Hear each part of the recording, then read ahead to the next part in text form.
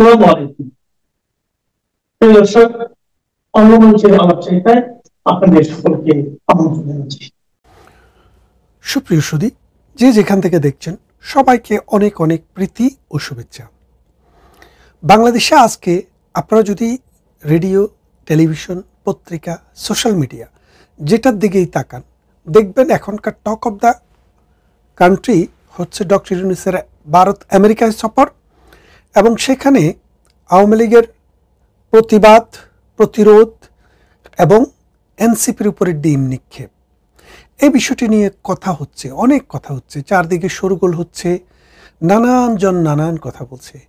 বহু বুদ্ধিজীবী, বহু জ্ঞানী শিবির করে, ছাত্রদল করে, বা বিএনপি জামাত করে, এনসিপি করে, এইরকম অনেক লোকের কাছে শুনছি যে এই ডিম নিক্ষেপ একটা অন্যায় কাজ, এটা করা উচিত না। অথচ এই তারাই কদিন আগে আমরা দেখেছি Anisul Haque, doctor Dipu Moni, Salman F Rahman, justice Manik, এইরকমভাবে যেই সব আওয়ামী লীগ নেতাকে সরকার অ্যারেস্ট করেছে, তাদেরকে যখনই আদালতে আনা হচ্ছে সেখানে ডিম নিক্ষেপ করা হচ্ছে, তাদেরকে আক্রমণ করে মারপিট পর্যন্ত করা হচ্ছে। এখন আপনি ধরেন আওয়ামী লীগের নেতা যাদেরকে আপনি গ্রেপ্তার করেছেন, অ্যারেস্ট করেছেন, তারা যদি অন্যায় করে থাকে, তারা যদি কোনো অপরাধ করে থাকে, তাদেরকে আপনি শাস্তির আওতায় আনছেন, তারা আপনার হাতে আছে, তাদেরকে বিচার করবেন, বিচার করে শাস্তি দিবেন, মৃত্যুদণ্ড দিবেন, কারাদণ্ড দিবেন, অথবা খালাস দিবেন। কিন্তু আপনার রাষ্ট্রের প্রটোকল নিয়ে, রাষ্ট্রের যারা দায়িত্বে আছে তাদের সহযোগিতায় এদের উপরে ডিম নিক্ষেপ হচ্ছে, এদেরকে মারা হচ্ছে, এদেরকে ডিফেন্ড করার জন্য যে আইনজীবী যাচ্ছে তাদেরকেও মারা হচ্ছে। এখন বাংলাদেশের রাজনৈতিক দল হিসেবে যে যাই বলেন, মানে অনেকে তো অনেক কথাই মনে মনে বলেন, মুখে মুখে বলেন, কিন্তু মনের দিকে যখন তাকান তখন সবাই বলেন আওয়ামী লীগ বাংলাদেশের one of the oldest political party, এবং তাদের রাজনৈতিক শক্তি এবং সামর্থ্য এবং তাদের যে সারা দেশে সমর্থন, এটা অন্য যে কোনো দলের চাইতে বেশি। তাহলে সেই দলটাকে যখন আপনি এইভাবে নিপীড়ন, নির্যাতন করবেন, আর আমেরিকা যায় ডিম খাইলে আপনার কাছে মনে হয় যে বাংলাদেশে করলে এটা ঠিক আছে, কারণ বাংলাদেশ তো আপনার কথাই চলবে, আর যদি আমেরিকায় করে তাহলে এটা ঠিক নেই, তাই তো? এই রকম কর্মকাণ্ড, এই রকম অপরাধ যারা করেন এবং যারা সাপোর্ট করেন, তারা কিন্তু একই পথের পথিক। তো যাক, সেদিকে আমি যাচ্ছি না। যেদিকে আমি যাচ্ছি, বাংলাদেশে যদি একটি মৌলবাদী শাসন আসে, বাংলাদেশে যদি কট্টর ডানপন্থার কোনো সরকার যদি ক্ষমতায় আসে, বাংলাদেশে যদি ৭১-এর পরাজিত শক্তি এবং তার দোসররা যদি ক্ষমতায় আসে, সেই ক্ষেত্রে আমাদের প্রতিবেশী যেসব রাষ্ট্র আছে, আমাদের উন্নয়ন সহযোগী যেসব রাষ্ট্র আছে, তারা কেন ভয় পায়? তারা কেন এদেরকে ক্ষমতায় আসতে দিতে চায় না?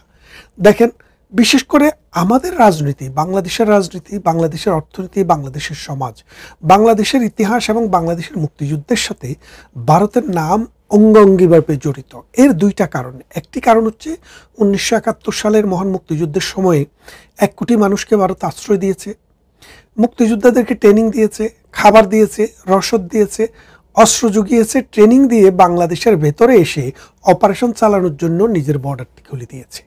সেই রকম কাজ করার পর তারা কিন্তু বাংলাদেশের উপরে জেঁকে বসেনি। ২৬শে মার্চ আসার আগেই বঙ্গবন্ধুর অনুরোধ ক্রমে ভারত কিন্তু তার সমস্ত সেনাবাহিনী নিয়ে গেছে। এর ফলে ভারত যে বন্ধুত্বের নিদর্শন দেখিয়েছে, পৃথিবীর ইতিহাসে আরেকটি দেশ সরাসরি এসে স্বাধীন করে দিয়ে কিছু না নিয়ে এইভাবে চলে যাওয়ার নজির বাংলাদেশের স্বাধীনতা যুদ্ধের সহযোগী ভারত ছাড়া আর একটি রাষ্ট্র আপনি পাবেন না। আপনি দেখেন, আফগানিস্তানে যখন যুদ্ধ করেছে, ব্রিটিশ আমেরিকা কত বছর ছিল, ভিয়েতনামে কত বছর ছিল, এই দ্বিতীয় বিশ্বযুদ্ধে সহযোগিতা করার পর আমেরিকা পৃথিবীর কত দেশে ঘাঁটি গেড়ে এখনও বসে আছে। কাতারের কাছ থেকে, পৃথিবী মধ্যপ্রাচ্যের সবচেয়ে বড় ঘাঁটিটি কাতারে আমেরিকার, সেই ঘাঁটির পয়সা দিতে হয় কাতারকে, সেনাবাহিনী পালার জন্য অস্ত্র কিনে আনতে হয় কাতারকে।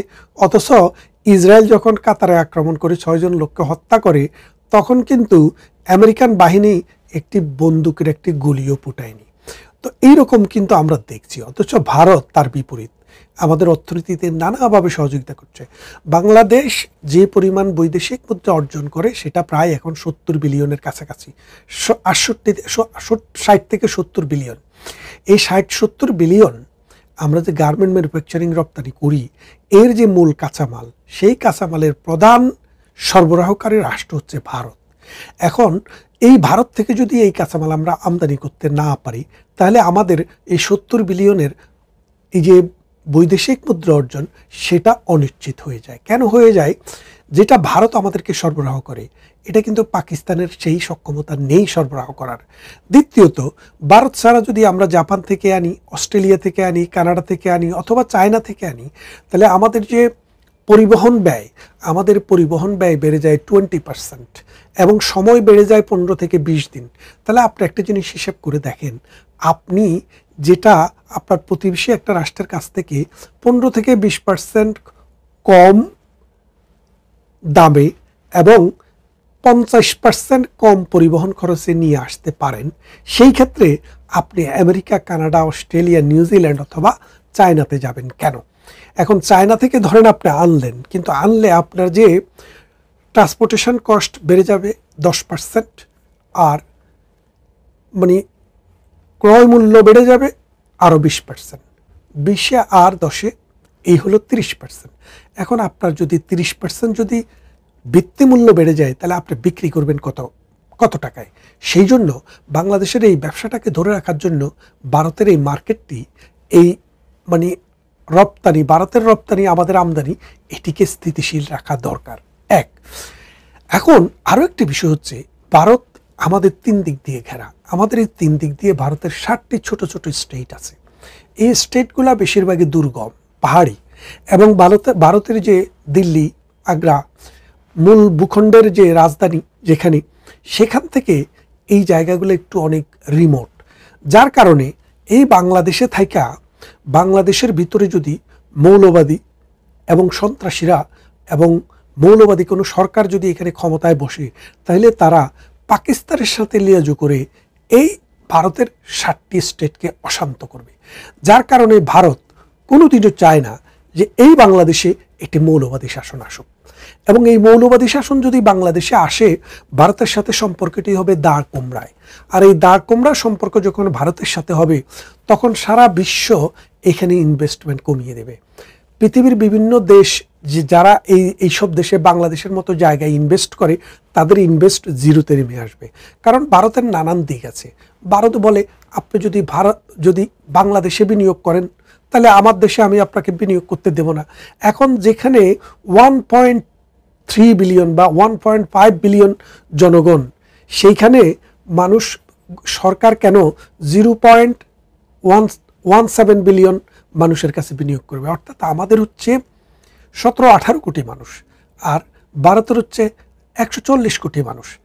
সচরাচর তারা চায় যে ভারতে যদি আপনি ব্যবসা করতে চান, তাহলে বাংলাদেশকে বয়কট করতে হবে। এইরকম একটা অবস্থানে যদি ভারত যায়, তখন বাংলাদেশে বড় বড় কোম্পানির যেসব বিনিয়োগ আছে, সেই বিনিয়োগগুলো ট্রান্সফার হয়ে ভারত চলে যাবে। তাহলে আপনি আলটিমেটলি কি পাচ্ছেন? আপনার অর্জনটা কি হচ্ছে? আপনার অর্জন কিছুই হচ্ছে না, বাংলাদেশের অর্জন কিছুই হচ্ছে না, বিসর্জন হচ্ছে। তাই বাংলাদেশের মতো দেশে মৌলবাদী সরকার আসলে এই ফেনোমেনাটা একটা অবধারিত বিষয়। কিন্তু এখন ভারত কিন্তু এইসব নিয়ে কোনো কথা বলে না। ভারত মনে করে বাংলাদেশ একটি স্বাধীন দেশ, এই দেশে বিদেশিরা বিনিয়োগ করবে, আমার দেশেও করবে, এতে আমাদের কোনো সে নেই, দ্বিমত নেই। কিন্তু যদি বাংলাদেশে একটি মৌলবাদী সরকার আসে, তাহলে ভারত যদি সেখানে নির্ভরতার জায়গা না পায়, তার সিকিউরিটির জায়গা না পায়, তাহলে কিন্তু ভারত বাংলাদেশের বিরুদ্ধে এইসব উদ্যোগ নিতে বাধ্য হবে।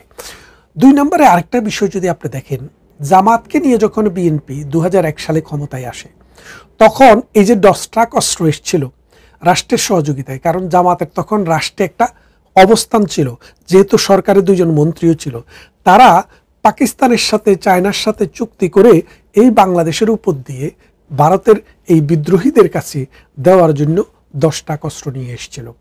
অনুপ চেটিয়া এবং পরেশ বড়ুয়া বাংলাদেশে বসে বসে রাজনীতি করছিল, কেউ কেউ এখানে ঘর সংসারও করছিল, এবং এরা করছিল মূলত জামাতের সহযোগিতায়। বিএনপিরও ইন্ধন ছিল বলে আমরা জানি। সেটা যখন আওয়ামী লীগ সরকার ক্ষমতায় আসে 2008 সালে, প্রধানমন্ত্রী শেখ হাসিনা কিন্তু পরেশ বড়ুয়া, অনুপ চেটিয়া দুইটাকেই কিন্তু আইনের আওতায় নিয়ে আসে। আমাদের স্বাধীন বাংলাদেশকে তাদের সন্ত্রাসের এবং বিচ্ছিন্নতাবাদের অভয়ারণ্য হিসেবে ব্যবহার করতে দেয়নি, যার কারণে ভারতের একটি বিশ্বাস হয়েছে যে আওয়ামী লীগ সরকার যখন ক্ষমতায় থাকে ভারতের সামরিক ব্যয় অন্তত $2 বিলিয়ন কম হয়। আর যদি বাংলাদেশে আওয়ামী লীগ সরকার ক্ষমতায় না থেকে বিএনপি জামাতের মতো জোট ক্ষমতায় থাকে, তাহলে তাদের 2 বিলিয়ন সামরিক ব্যয় বেড়ে যায়, কারণ এই সীমান্ত 4,500 বর্গ কিলোমিটারের এই সীমান্তকে পাহারা দিতে হয়।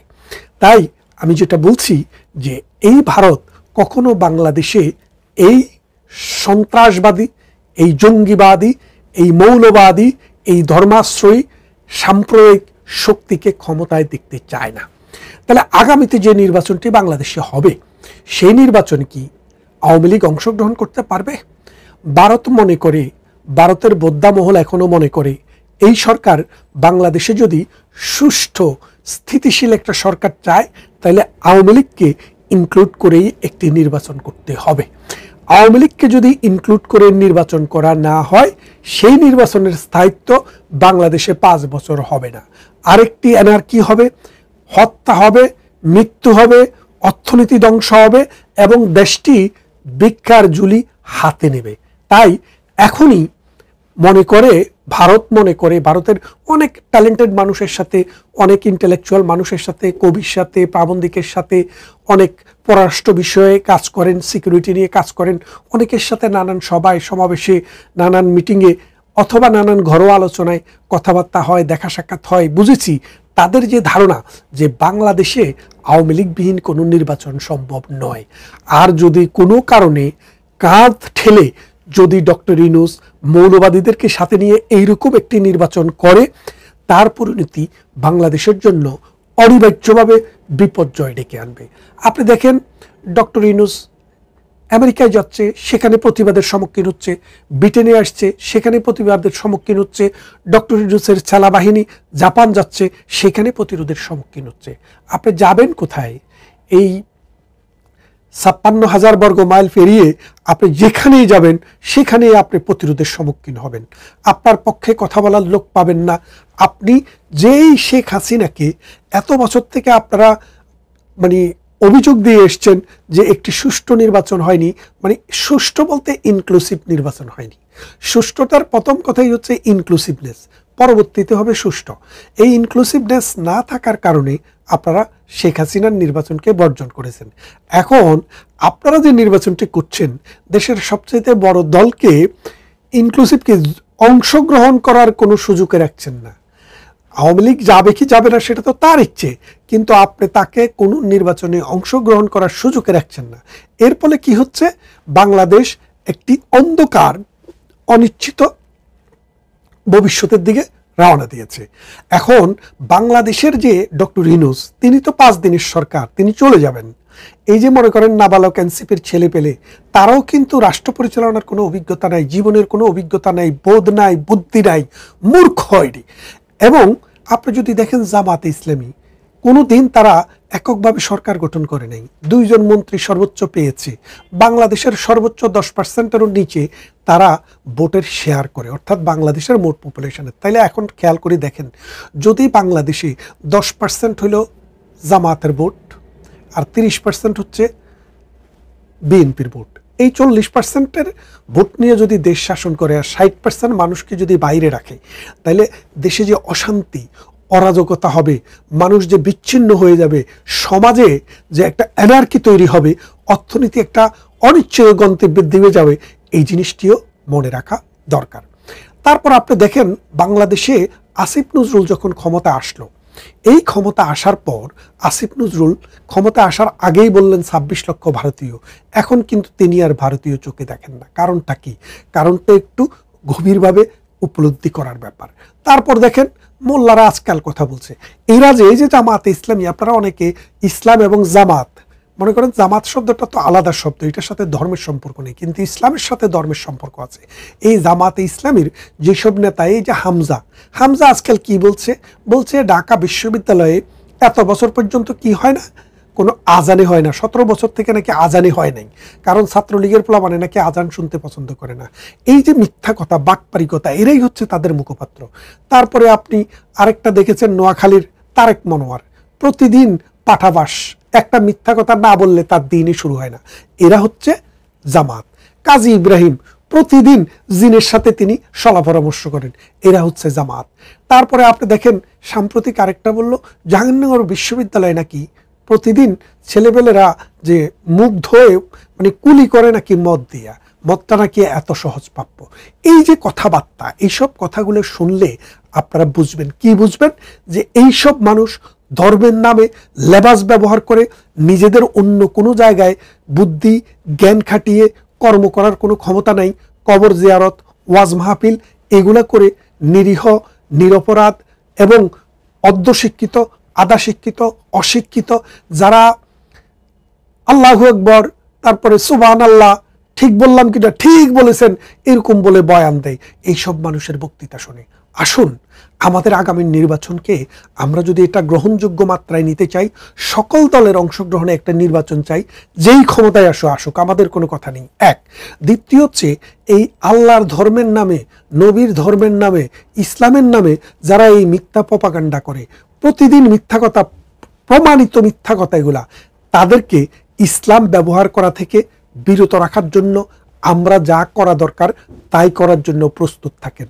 মিথ্যাভাবে ইসলামকে মানুষের কাছে উপস্থাপন করে সন্ত্রাস, সাম্প্রদায়িক শক্তি বাংলাদেশকে এবং এই সমাজকে যেইভাবে বিভক্তির দিকে নিয়ে যাওয়ার চেষ্টা করছে, 1971 সালের চেতনার বিপক্ষে নেওয়ার চেষ্টা করছে, সেটাকে রুখে আমরা একটি সুষ্ঠু সুন্দর রাষ্ট্রের দিকে যেন যেতে পারি, সেই জন্য নির্বাচনমুখী হওয়ার জন্য সকলের প্রতি আহ্বান জানাচ্ছি। কথা হবে অন্য কোনো ভিডিওতে, অন্য কোনো ইস্যুতে। ততক্ষণ ভালো থাকবেন।